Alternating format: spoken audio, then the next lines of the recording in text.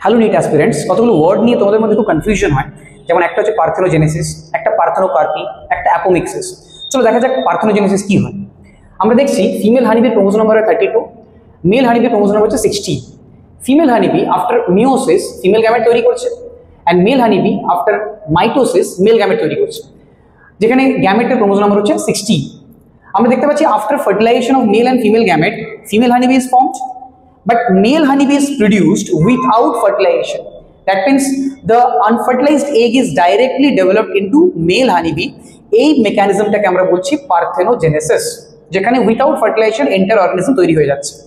আর এই পুরো মেকানিজমটাকে আমরা বলছি আর্হেনোটকি, যেখানে দেখছি যে ফিমেল হানিবি তৈরি হচ্ছে after fertilization, but male honeybee তৈরি হচ্ছে উইথাউট ফার্টিলাইজেশন।